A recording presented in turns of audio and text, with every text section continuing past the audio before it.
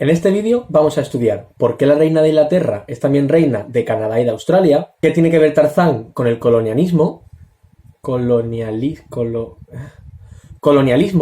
por qué algunas fronteras africanas son así de rectas, por qué esta gente se está repartiendo China como si fuese una pizza, o por qué llevo esta camiseta tan hortera.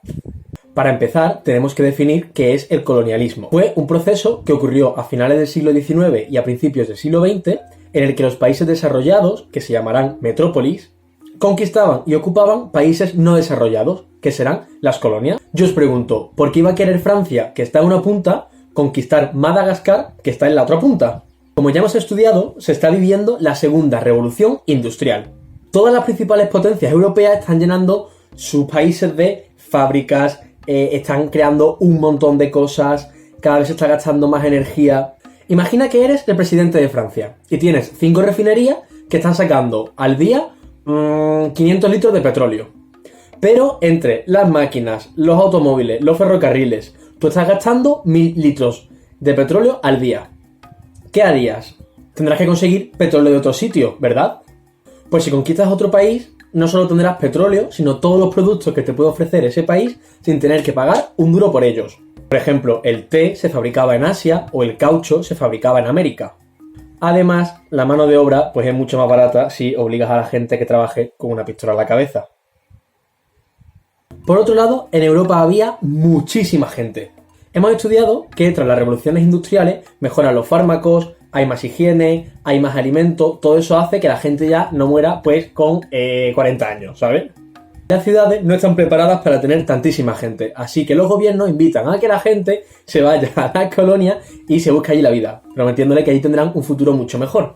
Vaya, lo que habíamos hecho los españoles 300 años antes. También sabéis que estamos en una época donde se están descubriendo y se están inventando un montón de cosas. Todos los países querían ser los primeros en descubrir algo, inventar algo, y todavía había un montón de territorios que el hombre blanco, quiero decir, que no se había adentrado. Todos los países organizaron viajes a las selvas vírgenes, a la Antártida, a las islas perdidas de por ahí. De hecho, si os digo, pensad en un explorador. Seguramente se os venga a la mente este tipo de explorador. Pero no habéis visto nunca esta foto, ¿verdad? Pero habéis visto Tarzán, habéis visto Indiana Jones, o, bueno, vosotros igual ya, Tadeo Jones. De hecho, la historia de Tarzán está inspirada en esta época, en la que los hombres blancos van a la selva en busca, pues, de nuevos descubrimientos. Además de todos los hombres exploradores, no olvidéis que también hubo muchas mujeres exploradoras como Delia Kelley, Grace Margaret, o como la española Isabel de Urquiola. En el fondo, el colonialismo fue una manera de competir entre los diferentes países para ver quién era la superpotencia más poderosa. Ya hemos estudiado que fue en el siglo XIX cuando los antiguos reinos se convierten en países modernos, teniendo algunos incluso que independizarse de otros reinos como Grecia, Bélgica, Italia o Alemania. Como los países acaban de nacer, tienen que ubicarse en el mundo y demostrar quién es el más poderoso. A ver, os pongo un ejemplo. Imaginad que entráis a una clase donde nadie se conoce. Pues los primeros días seguramente la gente se esté ubicando, estéis descubriendo quién es el gracioso de la clase, quiénes son los guays, quiénes son los empollones. Es normal, es un proceso natural que tú tengas que ubicarte y compararte con otras personas para ver tú qué lugar ocupas en el mundo. Pues eso mismo le pasó a los países que acababan de nacer en el siglo XIX. También había un sentimiento muy racista de fondo, ya que las personas blancas, por tener mayor tecnología, se consideraban que era una raza superior a toda la población indígena que estaban menos desarrollados. Pero no olvidéis que en la selva ya vivía gente antes de que llegásemos los blancos. O sea que nosotros no hemos descubierto nada. Ahí lo dejo. Aquí tenéis un mapa de cómo estaba el mundo a principios del siglo XX. Como veis, la mayor superpotencia era Inglaterra, que controlaba Canadá, gran parte de África, India, Australia, además de pequeñas islas y algunos territorios. Imaginad toda la materia prima y todos los productos a los que tenía acceso la gente británica. Recordad de hecho que Cristóbal Colón partió intentando llegar a la India por otro lado, ya que toda la historia se ha comercializado con Asia, especialmente con India. Y a partir de ahora, si cualquier país quería productos de la India, tendría que pagarle al Reino Unido. El segundo imperio con mayor extensión era Francia, que tenía gran parte de África. De hecho, si no he contado mal, es el idioma oficial de 23 países en el continente africano. También tenía las actuales Vietnam, Camboya, Laos y la Guayana Francesa en América. El resto de países tenían colonias principalmente en África. Aquí tenéis el mapa de cómo estaba dividida. Durante todo el siglo XIX, los países europeos fueron adquiriendo poco a poco colonias en África, hasta alcanzar tal tensión que en 1885 el canciller alemán Otto von Bismarck reúne a todas las superpotencias europeas en Berlín, y allí se reparten el continente africano. A ver, vamos a pararnos aquí porque esto es muy fuerte. Se reparten el territorio africano. Normalmente, la frontera de los países pues, se realiza por bien accidentes geográficos o porque hay un grupo de personas que siente que tienen una unión cultural, una lengua en común y entonces quieren formar parte del mismo territorio. Pero África se dividió... No tengo regla. Pero África se dividió con una regla. De ahí las fronteras tan raras de Egipto, Argelia, Angola. Si miráis bien las fronteras de Europa, casi no hay ninguna línea recta. ¿Qué pasó con esas fronteras? Pues que con el tiempo hubo muchos problemas. Imaginad que alguien decide dividir Francia y España de esta manera. Toda esta gente que vive en esta zona se quejará porque ellos se sentirán franceses, pero los están obligando a ser españoles. Si un ejército les amenaza, pues aceptarán ser españoles, pero en cuanto ese ejército se vaya, lucharán por volver a Francia. Y eso es lo que pasa en África después de la Primera Guerra Mundial. El control por el continente trajo muchísimos problemas. Por ejemplo, si os fijáis, Inglaterra tenía casi unidos sus territorios del norte con los del sur, pero tenía a Alemania ahí en medio fastidiándola. Si hubiese tenido todos sus territorios unidos, podría haber construido una vía de ferrocarril que le permitiría pues, transportar más fácilmente y con menos coste las materias primas y los productos de norte a sur. Pero hasta después de la Primera Guerra Mundial tendrán que aguantarse. Lo mismo le pasaba a Francia, que él quería tener una línea que uniese el este con el oeste, pero Inglaterra se lo impedía. Como podéis imaginar, esta tensión entre los países por ver quién tenía más colonias no hizo más que aumentar la tensión y el odio entre esos diferentes países.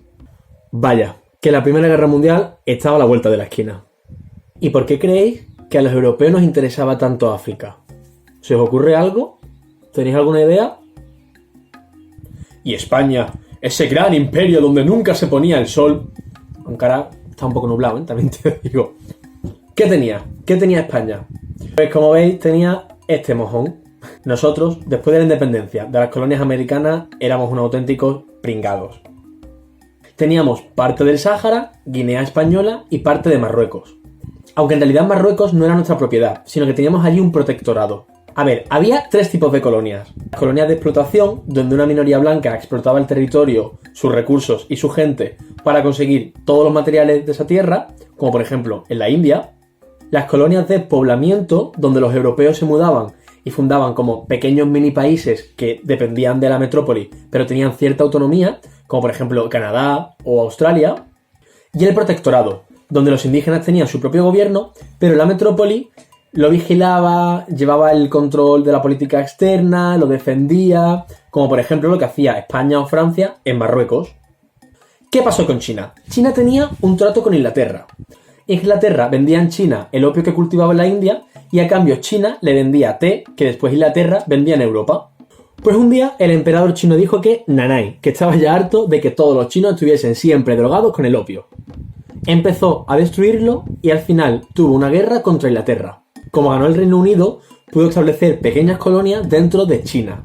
De hecho, acordaron que Reino Unido se iba a quedar con Hong Kong por 150 años. Y fue en 1997 cuando se hizo una ceremonia de manera que Reino Unido devolvía a China Hong Kong. Poco a poco, otros países también se fueron asentando en China, como por ejemplo Rusia, Alemania, Italia, Austria, hasta que la emperatriz Cixi,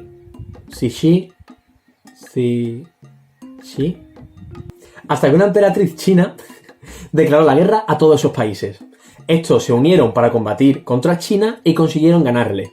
Desde entonces se pudieron establecer libremente en China, que es lo que representa esta caricatura donde todas las potencias europeas se están repartiendo China como si fuese una pizza. Y ya para terminar, ¿cuáles fueron las consecuencias de este imperialismo colonial? Como ya hemos visto, se generó muchísima rivalidad entre estos países, haciendo que la relación entre ellos empeorara muchísimo. En las colonias, los blancos explotaron a los indígenas, quitándoles sus casas, sus terrenos, sus materiales. Para sobrevivir, tuvieron que trabajar en condiciones deplorables e incluso en casi semi-esclavitud.